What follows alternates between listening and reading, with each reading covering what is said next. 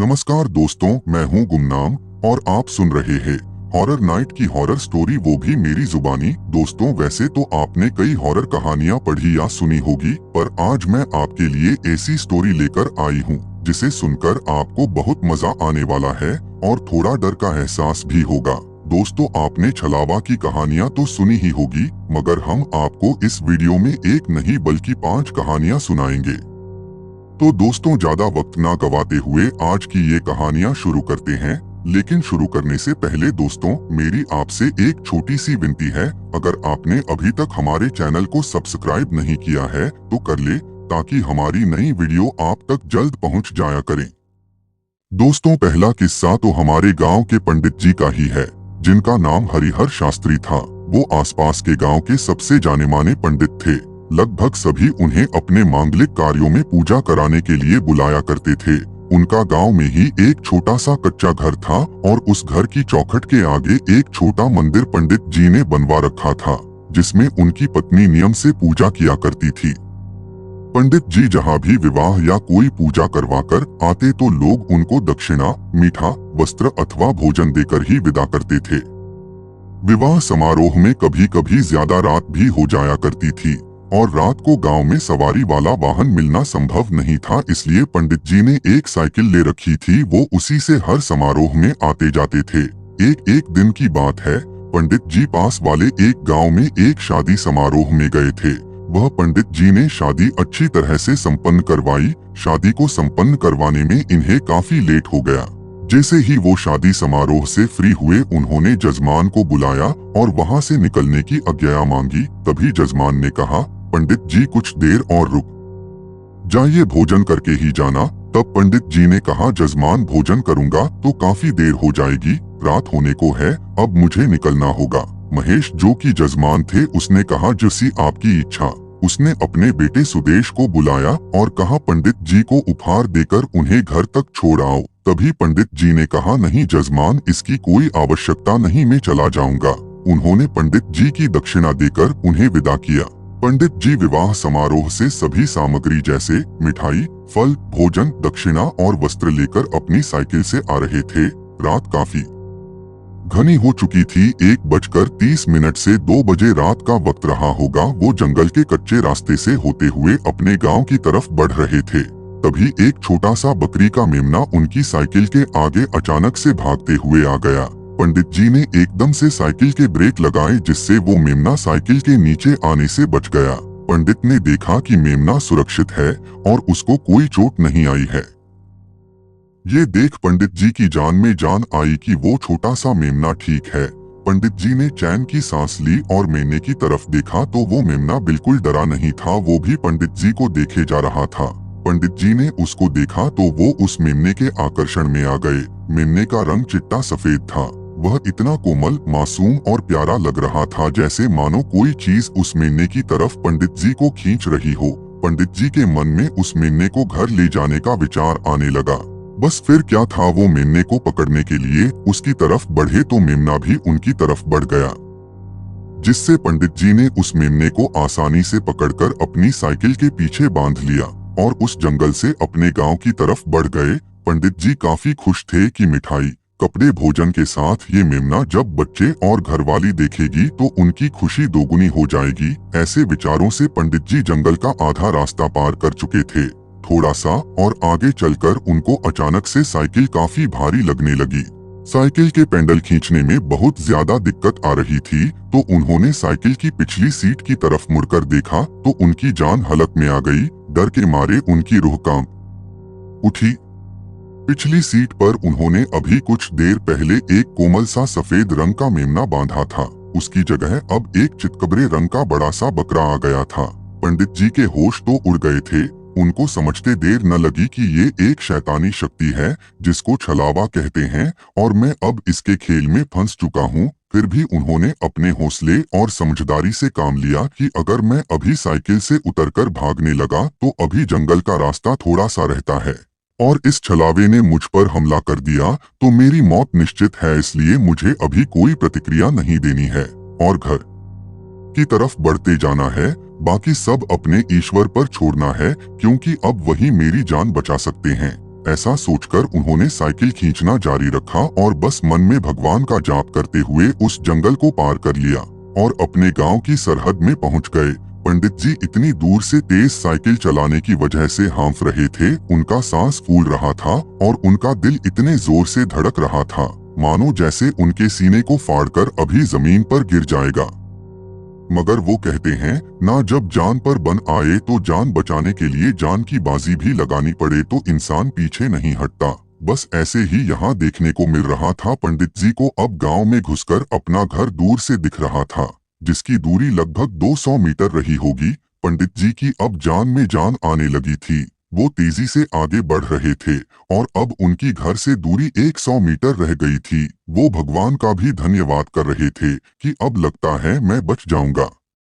पंडित जी अब घर के एकदम सामने थे और घर से उनकी दूरी बस 50 मीटर रह गई थी। मगर अब यहाँ उनकी साइकिल के पिछले टायर पर जैसे मानो किसी ने पहाड़ रख दिया हो। साइकिल वहीं जाम हो गई, पिछला टायर रिम सहित पूरा मुड़ गया और पंडित जी भी पास ही में जा गिरे। उनको साइकिल के पीछे किसी बड़े जानवर के होने का एहसास हुआ, मगर उनको अब वहां नहीं रुकना था। तो पंडित जी फटाफट अपने घर की तरफ भागे। वो जानवर भी पीछे भागने लगा।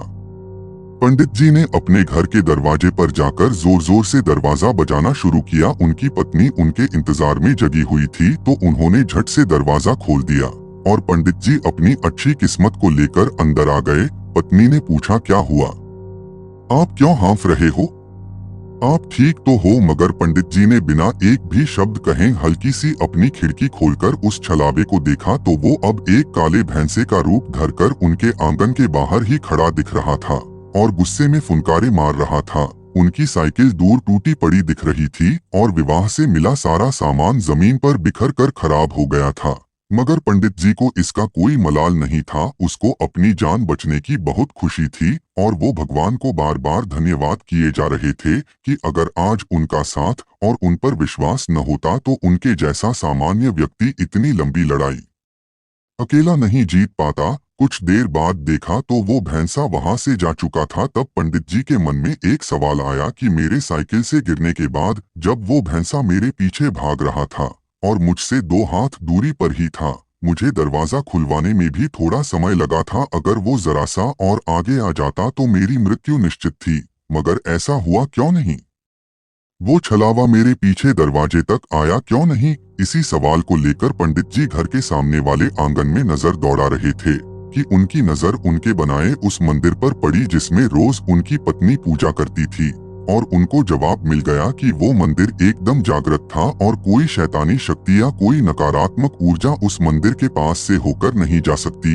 इसलिए वो भैंसा, वो छलावा उस मंदिर से दूर रहा, जिससे मुझे अपने घर में घुसने का और आगे जीवन जीने का समय मिल गया। छलावा की दूसरी कहानी। यह कहानी हमारे गांव के प्रसिद्ध पहलवान, जिसका नाम पृथ्वी पहलवान था, उसकी है। वो हमारे गांव ही नहीं, आसपास के सभी गांव में सबसे बड़ा पहलवान था। वो आज तक किसी से नहीं हारा था। कोई भी पहलवान उससे कुश्ती लड़ने से कतराता था और उसके सामने कुश्ती लड़ने की हिम्मत उस समय किसी पहलवान में नहीं होती थी। तो फिर आम लोगों की तो बात ही नहीं कर सकते। पृथ्वी के परिवार की खेतीबाड़ी की काफी जमीन थी जिस पर उनका परिवार खेती करता था। उनके परिवार ने काफी बड़ा घर रहने के लिए बनाया हुआ था, जिसमें अंदर वाले हिस्से में कमरे बने हुए थे और बाहर वाले हिस्से में उनके पशु बंधते थे और काफी सारी जगह वहां पशुओं के बंधने के बाद भी खाली रह जाती थी, जिसको वो घेर कहते थे। इसी घेर में पृथ्वी पहलवान सोया करता था। बाकी घर वाले अंदर कमरों में सोते थे। पृथ्वी की अभी शादी नहीं हुई थी और न ही उसको कोई काम की फिक्र थी। उसको तो उसके परिवार ने बस पहलवानी के लिए छोड़ा हुआ था और वो पहलवानी में निपुण कुशल भी था, इसलिए उसका डंका पूरे जिले में बजता था। पृथ्वी को सुबह उठकर कसरत करना, पूरे दिन खाना और रात को उस खाली मैदान यानी कि घेर में सो जाना, बस इतनी ही पृथ्वी की दिनचर्या थी। ऐसे ही वो एक रात सो रहा था। 1 बजे का समय था। उसके कान में एक आवाज पड़ने लगी, जिसको सुनकर वो गुस्से में उठ गया। उसने देखा कि एक 50 साल का आदमी उसका नाम लेकर उसको उठा रहा था। पृथ्वी ने उससे पूछा कि कौन है तू और तुझे क्या चाहिए? उस व्यक्ति ने उत्तर दिया, मेरा नाम ब्रह्मा है, मैं पास के गांव से तुम्हारे पहलवानी के किस्से सुनकर आया हूँ, तुमसे मिलने आया हूँ। मैं दिन में शहर जाकर काम करता हूँ इसलिए रात को ही मेरे पास समय रहता है। पृथ्वी ने पूछा कि तुझे आखिर मुझसे क्या चाहिए। ब्रह्मा ने कहा कि मुझे तेरे साथ कुश्ती करनी है और तेरी पहलवानी का गुरूर तोड़ना है, क्योंकि मुझे तो तू कोई बड़ा पहलवान नहीं नजर आता। पृथ्वी ने उसको ऊपर से नीचे तक देखा तो उसकी कदकाठी एकदम सामान्य थी और कहीं से भी वो पहलवान नहीं लग रहा था। पृथ्वी को नींद बीच में टूटने का गुस्सा तो था ही, साथ में उसने पृथ्वी को ललकार के पृथ्वी की सब्र की सारी सीमाएं भी तोड़ दी थी। इसलिए पृथ्वी ने सोचा 2 से 4 मिनट की बात है, अभी इसको ऐसा उठाकर पटकूंगा कि भागता नजर आएगा। पृथ्वी ने फिर भी कहा कि एक बार और सोच ले, तेरी इस उम्र में हड्डियां टूट जाएं तो आसानी से नहीं जुड़ेंगी। इस पर ब्रह्मा ने हंसकर कहा कि पृथ्वी डर लग रहा है तो मेरे पैर पकड़ ले और खुद को सबसे बड़ा पहलवान कहलवाना बंद कर दे। अगर तू ऐसा करता है तो मैं यहाँ से अभी बिना कुश्ती किए चला जाऊंगा। इस पर पृथ्वी का गुस्सा 7वें आसमान पर चढ़ गया। उसने सोचा इसको अब ऐसा सबक सिखाकर भेजूंगा कि पूरा गांव हमेशा याद रखे। पृथ्वी ने ब्रह्मा से कहा कि ठीक है, हम कुश्ती करेंगे, और ये कहकर पृथ्वी उसको उसकी खाली मैदान में थोड़ा आगे अपने अखाड़े में ले गया, जहां जाकर दोनों में कुश्ती शुरू हो गई। पहले तो पृथ्वी ने ब्रह्मा को पकड़कर पटकने का सोचा, मगर ब्रह्मा पृथ्वी की पकड़ से बार बार छूट जाता। ऐसे ही काफी समय तक चलता रहा और आधे से ज्यादा समय इसमें ही निकल गया। ब्रह्मा बार बार पृथ्वी की पकड़ से निकलता जा रहा था और पृथ्वी की झुंझलाहट बढ़ती जा रही थी। ऐसा काफी देर चलने के बाद इस बार ब्रह्मा ने पृथ्वी को पकड़ लिया और जोर से पटक दिया। पृथ्वी की मानो जैसे जान ही निकल गई हो। इतने में मंदिरों में घंटियां बजने लगी। सुबह हो गई थी। ब्रह्मा ने कहा कि पहलवान, अभी तो मुझे जाना पड़ेगा, मेरे काम पर जाने का समय हो गया है। तू आज रात तैयार रहियो, इस कुश्ती को आज रात आगे बढ़ाएंगे। इतना कहकर ब्रह्मा वहां से चला गया और पृथ्वी भी उठकर नहाने धोने चला गया। मगर पृथ्वी के शरीर में काफी दर्द था। पृथ्वी ने पूरे दिन अच्छे से खाया पिया और बस आराम किया। पृथ्वी ने अपनी रात की बात किसी को नहीं बताई, क्योंकि उसको डर था कि कहीं कोई उसको कमजोर न समझ ले और उसके नाम पर कोई आंच न आ जाए। गांव में रात को 7 से 8 बजे तक लोग सो जाया करते थे, तो पृथ्वी भी बाहर घेर में आकर सो गया। मगर वो जानता था कि ब्रह्मा रात को आएगा जरूर और आज उसको ऐसी धोबी छाड़ मारूंगा कि वो यहाँ से भाग जाएगा और कभी मुड़कर नहीं आएगा। इतना सोचकर पृथ्वी सो गया। उसकी सोच के हिसाब से ही ब्रह्मा रात 1 बजे के आसपास आया और उसकी खाट के पास आकर उसको लाल करने लगा। ब्रह्मा ने कहा कि पहलवान उठ जा, देख मैं अपने वादे के हिसाब से आ गया हूँ, चल वो कल वाला खेल निपटा लेते हैं। ये सुनकर पृथ्वी की आंखों से नींद जाती रही और अब वो उठकर कल के अपमान का बदला लेना चाहता था। तो दोनों अखाड़े में जा पहुंचे। पृथ्वी ने अखाड़े में पानी का छिड़काव किया तो अब दोनों की कुश्ती शुरू हो गई। शुरू से ही ब्रह्मा बार बार पृथ्वी को पटकता रहा। जब जी चाहता पृथ्वी को उठा लेता और पटक देता। ब्रह्मा पृथ्वी की पकड़ में या तो आता नहीं, अगर पकड़ में आ भी जाए तो चित करने से पहले वो मछली जैसे फिसलकर उसकी पकड़ से निकल जाता। ऐसा ही काफी देर चलता रहा। पृथ्वी की हालत काफी खराब लग रही थी। वो मुश्किल से ही उठ पा रहा था। उधर ब्रह्मा ऐसा लग रहा था मानो अभी एकदम तरोताजा है। पृथ्वी को बस एक बार पटके जाना था और उसकी हार निश्चित थी। मगर फिर से पास के मंदिर में आरती होने लगी और घंटियां बजने की आवाजें आने लगी और ब्रह्मा वहां से पृथ्वी को छोड़कर जाने लगा और जाते हुए बोला कि पृथ्वी, आज रात मैं फिर से आखिरी बार आऊंगा और इस मुकाबले का फैसला आज रात ही होकर रहेगा, चाहे तू जीते या मैं जीत जाऊं। इतने कहकर वो वहां से निकल गया और पृथ्वी उठकर घर वालों से छुपता हुआ घर के एक कमरे में जाकर लेट गया। पृथ्वी का पूरा शरीर दर्द से टूटा हुआ था, लेकिन उसका मन उससे भी ज्यादा चोटिल था, क्योंकि पृथ्वी को खुद की ताकत और शैली पर जितना यकीन और मान था, उसके इन 2 रातों में हजारों टुकड़े हो चुके थे, जिसको वो समेटने की असफल कोशिश किए जा रहा था। दोपहर हुई। पृथ्वी ने खुद को संभाला और गांव के बूढ़े वैद्य के पास जाकर शरीर के दर्द की दवाई देने को कहा। वैद्य ने कहा कि पृथ्वी, पहले मुझे अपने घाव तो दिखाओ, तभी मैं तुम्हारी दवाई बनाकर दे पाऊंगा। पृथ्वी ने ओढ़े हुए कंबल को हटाकर अपने शरीर पर लगे सभी घाव वैद्य को दिखाए तो बूढ़ा वैद्य हैरान होकर बोला, पृथ्वी, तुझे कितने लोगों ने मारा है? तू हमारे जिले का सबसे बड़ा पहलवान है। मैं तुझे एकदम ठीक कर दूंगा, मगर पहले बता ये सब हुआ कैसे? पृथ्वी ने दोनों रातों की सारी बात बूढ़े वैद्य को बताई। वैद्य ने भी अपने जीवन के 80 बसंत इसी गांव में अनुभव कमाते हुए गुजारे थे और उनको औषधि की जानकारी के साथ तंत्र मंत्र का भी ज्ञान था। इसलिए बूढ़े वैद्य को सारा माजरा समझते देर न लगी और उसने घाव के लिए लेप तो दिया ही, साथ में ब्रह्मा का सामना करने की तरकीब भी बताई और आटा छानने वाली एक छन्नी भी पृथ्वी को दी। पृथ्वी सब समझ चुका था और बूढ़े वैद्य से मिलकर पृथ्वी की हिम्मत भी बढ़ गई थी। अब पृथ्वी घर आकर अपने घाव पर लेप लगाता है और रात का इंतजार करता है। फिर वही 1 बजे के आसपास ब्रह्मा की आवाज आती है, पृथ्वी उठ जा, आजा, इस 2 रातों से चल रही कुश्ती का अंत करते हैं। आज तेरी पहलवानी की भी आखिरी रात होगी। पृथ्वी तो सोया ही नहीं था, क्योंकि उसको तो रात का ही इंतजार था। तो वो मुस्कुराते हुए खाट से उठा और बोला कि हाँ, आज इस कुश्ती की आखिरी रात ही होगी, कल से हम नहीं मिलेंगे। इतना कहकर पृथ्वी और ब्रह्मा अखाड़े की ओर चल दिए।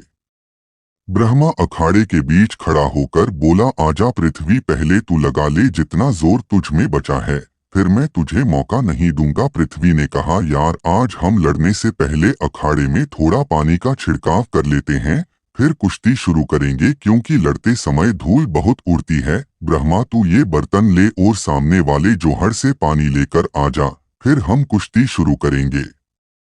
इतना कहकर पृथ्वी ने वो मंत्र पढ़ी छन्नी कागज के लिफाफे से निकलकर जल्दी से ब्रह्मा के हाथ में दे दी। ब्रह्मा समझ तो गया कि छन्नी में पानी नहीं भरा जाएगा, मगर उसको पता था कि मैं फिर भी पानी भरकर आज ले आऊंगा और इससे कुश्ती करके आज इसको मारकर ही जाऊंगा। ब्रह्मा जोहड़ की तरफ गया और पानी भरने की कोशिश करने लगा, मगर पानी भर ही नहीं रहा था। ब्रह्मा तो थोड़ा आश्चर्य हुआ कि पानी छन्नी में आ क्यों नहीं रहा है। ब्रह्मा ने अपनी पूरी शैतानी शक्ति लगा दी, मगर छन्नी में पानी नहीं भर सका। जैसे ही जोहड़ में पानी लेने के लिए छन्नी डालकर निकलता, वो खाली ही निकलती। वो मंत्र पढ़ी छन्नी थी और ब्रह्मा ने उसको हाथ में लेकर कहा था कि मैं पानी लेकर आऊंगा। न तो उस छन्नी में पानी भर सकता था और न ही ब्रह्मा बिना पानी लाए कुश्ती कर सकता था, क्योंकि मंत्र वाली छन्नी लेकर उसने पानी लाने की बात कही थी। पानी भरने की कोशिश करते हुए सुबह हो जाती है। न ब्रह्मा पानी ला पाता है और न वो कुश्ती करके पृथ्वी की जान ही ले पाता है। ब्रह्मा सुबह होते ही अदृश्य हो जाता है और पृथ्वी की जान बच जाती है। कुछ देर बाद पृथ्वी बूढ़े वैद्य के पास जाकर रात की सारी बातें बता देता है और उनके पैर छूकर उसको अपनी जान बचाने के लिए धन्यवाद देता है। पृथ्वी वैद्य से कहता है कि वैद्य बाबा, ये तो बताओ वो बला आखिर थी क्या और वो रात को लौटकर क्यों नहीं आया? वैद्य बाबा बताते हैं कि वो एक छलावा था जो 2 रातों से तुम्हारे साथ खेल रहा था। उसका पूरा खेल 3 रातों का था और वो तुम्हें धीरे धीरे कमजोर कर रहा था। कल की रात अगर तू वो छन्नी उसको नहीं देता तो तेरी मौत निश्चित थी। वो छन्नी मैंने मंत्र पढ़कर तुझे दी थी, जिसकी वजह से उसको छूते ही वो उसके साथ बंध गया और पानी लाने को मजबूर हो गया। कोई सामान्य छन्नी होती तो वो उसमें आसानी से पानी भर लाता और उसके बाद अपने खेल का अंत तुझे मारकर कर देता, मगर तेरी किस्मत ने तुझे मेरे पास भेजकर बचा लिया। तीसरा छलावा रमेश रेलवे स्टेशन पर गार्ड की नौकरी करता था। उसकी शिफ्ट हाल ही में रात की हो गई थी और उसका ट्रांसफर एक ऐसे रेलवे स्टेशन पर कर दिया गया था जो काफी सुनसान और वीरान था। वहां से ज्यादा गाड़ियां नहीं गुजरती थी और प्लेटफॉर्म भी अक्सर सुनसान ही रहता था। उस स्टेशन पर ज्यादा पैसेंजर भी वेट नहीं करते थे। शहर की आबादी भी कम थी। रमेश इस बात से काफी नाराज था कि उसका ट्रांसफर ऐसी वीरान जगह पर कर दिया गया। एक रात रमेश खुद से ही बड़बड़ाता हुआ चला जा रहा था। क्या मुसीबत है? अच्छी खासी घर के पास नौकरी चल रही थी, बेकार ही सुनसान जगह पर ट्रांसफर हो गया। 1 महीना देखता हूँ, फिर बात कर लूंगा ट्रांसफर की। उसका यहाँ नौकरी करने का बिल्कुल भी मन नहीं था। हाथ में लालटेन लिए और दूसरे हाथ में डंडा पकड़े हुए वह प्लेटफॉर्म के चक्कर लगा रहा था। बीच बीच में सीटी बजा देता। एक रात की बात है। उस रात गार्ड प्लेटफॉर्म पर उसके अलावा और कोई नहीं था। रात के 2 बज रहे थे। रमेश ने देखा कि एक आदमी बेंच पर बैठा हुआ था। ठंड का मौसम था और वह आदमी ठंड से कांप रहा था।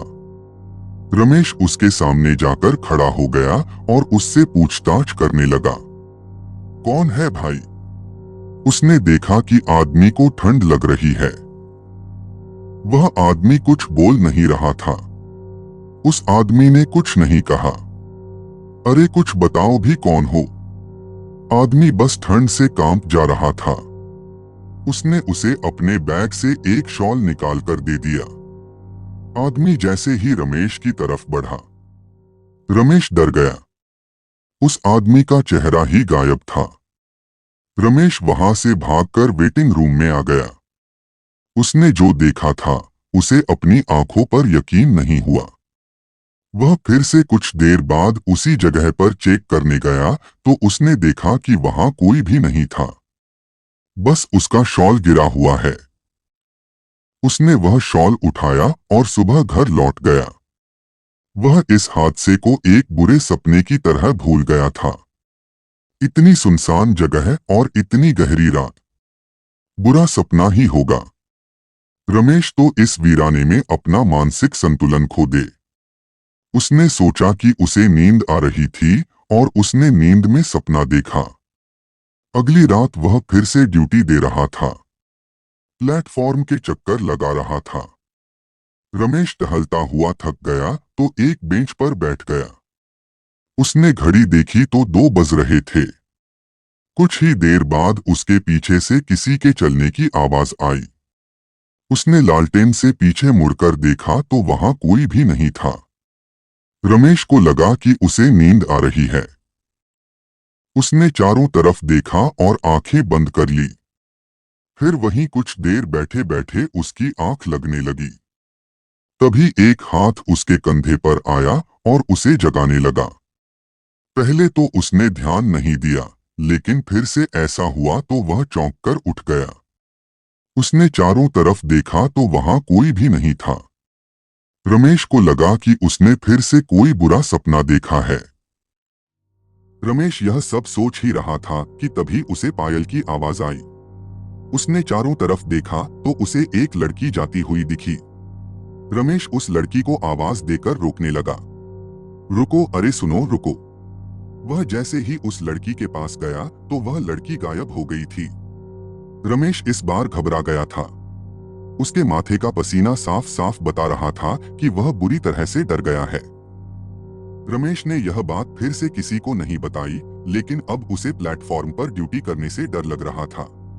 अगली रात रमेश एक ही जगह खड़ा रहा। उसने स्टेशन का कोई चक्कर नहीं लगाया। कुछ देर बाद रमेश के पास एक आदमी आकर खड़ा हो गया और ट्रेन के बारे में जानकारी लेने लगा। रमेश को लगा कि कुछ गड़बड़ है। रमेश दूसरी तरफ देखने लगा और उस आदमी को नजरअंदाज करने लगा। उस आदमी ने फिर से रमेश से पूछा। इस बार रमेश को लगा कि यह कोई इंसान ही है। रमेश उस आदमी को ट्रेन के बारे में बताने लगा।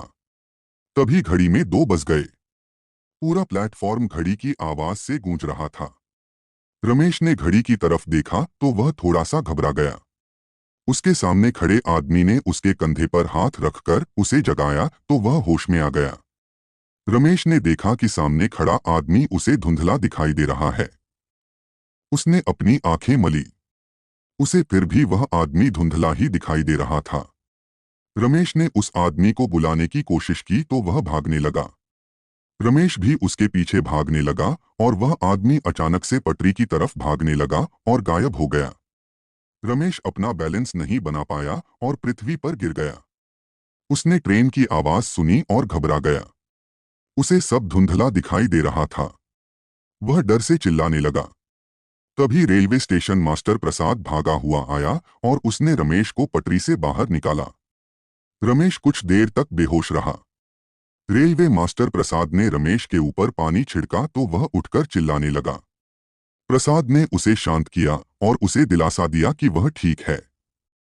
रमेश को कुछ भी समझ नहीं आ रहा था कि उसके साथ यह कैसे हादसे हो रहे हैं। प्रसाद ने पहले तो उसे डांटा कि वह पटरी के इतने पास क्यों गया। रमेश ने प्रसाद को अपने साथ घट रही सारी अजीब घटनाओं के बारे में विस्तार से बताया। प्रसाद तुरंत ही समझ गया। उसने कहा, इस इलाके में कई छलावे रहते हैं। वो सब रूप और शरीर बदल बदल कर आपसे बात करना चाहते हैं। उसके बाद आपको नुकसान पहुंचाने की भी कोशिश करते हैं। रमेश छलावे का नाम सुनकर बुरी तरह से कांप उठा। वह जल्दी से स्टेशन से भागने लगा। प्रसाद ने उसे समझाया कि ऐसे भागने से कोई फायदा नहीं है। बस इन सब का एक ही इलाज है कि जब भी तुम्हारा ध्यान अपनी तरफ खींचने की कोशिश करें तो तुम्हें इन पर बिल्कुल भी ध्यान नहीं देना है और छलावे से बातें तो बिल्कुल भी नहीं करनी है। रमेश प्रसाद की बात ध्यान से सुनता रहा। फिर थोड़ी देर बाद उठकर प्लेटफॉर्म पर जाने लगा। उसने देखा कि सामने से एक आदमी आ रहा है। वह आदमी और कोई नहीं प्रसाद था। रमेश को समझ नहीं आया कि प्रसाद तो उसके साथ कमरे में था। फिर ये कौन है? तब तक प्रसाद उसके पास आकर उससे बात करने लगा। प्रसाद ने रमेश उसकी घबराहट की वजह पूछी तो रमेश संत खड़ा था। अरे रमेश, क्या हुआ? इतना घबराए हुए क्यों हो? प्रसाद ने उसे बताया कि आज उसे आने में देरी हो गई क्योंकि उसकी पत्नी की तबीयत खराब हो गई थी। यह बात सुनकर रमेश को धक्का लगा। वह भागता हुआ रूम में गया। उसने देखा कि प्रसाद डेस्क पर बैठा हुआ था और अपना काम कर रहा था।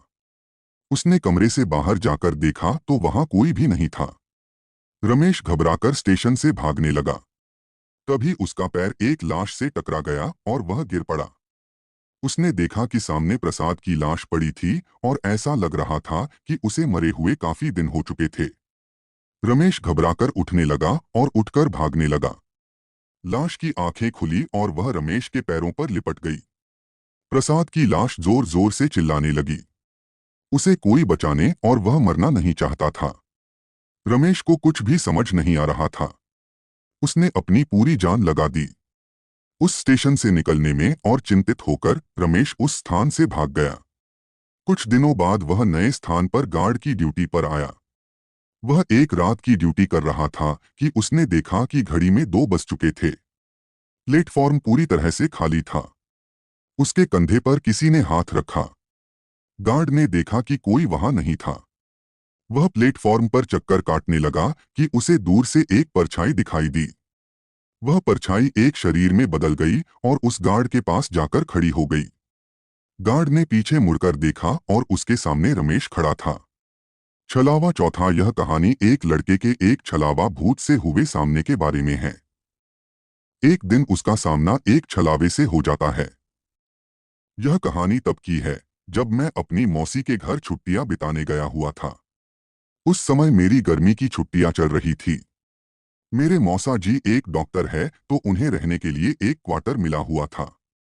वे उस क्वार्टर में दूसरे मंजिल पर रहते थे। उनके फ्लोर पर एक बालकनी थी जिसके पीछे की ओर एक जंगल था और रात के समय उस जंगल से अजीबोगरीब आवाजें सुनाई देती थी। ऐसे ही एक दिन की बात है जब हम सभी खाना खाकर रात में बालकनी में बैठे बातें कर रहे थे कि तभी मेरी मौसी का लड़का हमसे कहने लगा कि किसी में इतनी हिम्मत है कि वो रात के इस समय में इस जंगल के अंदर जाए। हम सभी हंसने लगे और उससे कहने लगे कि क्या फालतू की बात कह रहा है। भला कोई इस जंगल में इतनी रात में क्यों जाएगा? कहीं कोई जंगली जानवर मिल गया तो शामत पक्की है। सब हंसने लगे। वो बोला कि मैं मजाक नहीं कर रहा हूं। मेरे स्कूल के दोस्त बताते हैं कि एक बार ऐसे ही एक लड़का उस जंगल में चला गया, फिर उसका कभी कुछ पता नहीं चला। गांव के लोग बताते हैं कि उस लड़के को अपने पिता के जंगल में बुलाने की आवाज आई थी और वो उनकी आवाज के पीछे पीछे उस जंगल में चला गया और फिर कभी किसी ने उसे नहीं देखा। मैं हंसने लगा कि यह तो झूठी कहानी है। अगर वो लड़का लौटा ही नहीं तो लोगों को किसने बताया कि वह आवाज उसके पिता की थी? वो बोला क्योंकि उसके पिता उससे थोड़ी दूरी पर थे और उन्होंने भी वही आवाज सुनी थी, मतलब उनको बुलाने की। उनकी ही आवाज में कोई उनके बेटे को अपनी ओर पुकार रहा था, जब वे दौड़कर वहां पहुंचे तो उन्होंने देखा कि वहां पर उनका बेटा नहीं था। इसलिए कोई भी उस जंगल की ओर नहीं जाता। मैं अपने मौसेरे भाई की यह कहानी सुनकर हंसने लगा कि वाह क्या बात है।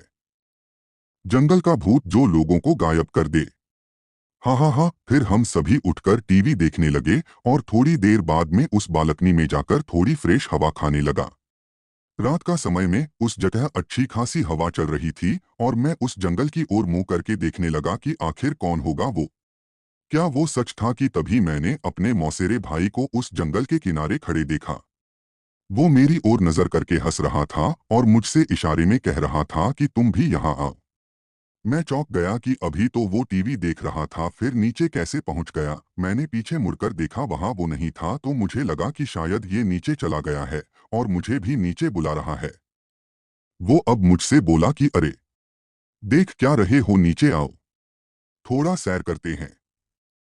मैंने सोचा चलो थोड़ा घूम ले, तो मैं नीचे जाने के लिए दरवाजे तक गया ही था कि तभी मैंने देखा कि मेरा भाई तो टॉयलेट करके बाहर आया है। यह देखकर मैं सकपका गया। मेरे रोंगटे खड़े हो गए और मैं बस यही सोच रहा था कि अगर ये यहाँ है तो वहाँ नीचे कौन है। मैं उससे बोला कि तुम तो नीचे थे, इस बाथरूम में कब आए। वो बोला कि मैं तो यही था, मैं तो बाथरूम गया ही नहीं हूँ। तुम क्या बोल रहे हो। मैं उससे बोला कि मैंने अभी अभी तुम्हें उस जंगल के किनारे देखा था और तुम तो मुझे बुला भी रहे थे। वो बोला मजाक मत करो, तुम्हें क्या लगता है मैं डर जाऊंगा।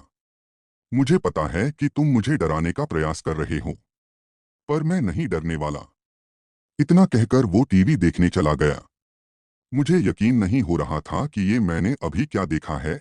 उसी रात मैं जब सो रहा था तब किसी की मुझे पुकारने की आवाज आ रही थी। वो जो भी था मुझसे कह रहा था कि मैं तुम्हारा कब से इंतजार कर रहा हूँ, तुम तो आए ही नहीं, देखो जल्दी आ जाओ, फिर हम दोनों साथ में इस जंगल के अंदर घूमेंगे। इस बार यह आवाज मेरे भाई जैसी नहीं थी, बल्कि किसी ऐसे बूढ़े आदमी की थी जो काफी लंबा होगा और बहुत ज्यादा सिगरेट पीता होगा।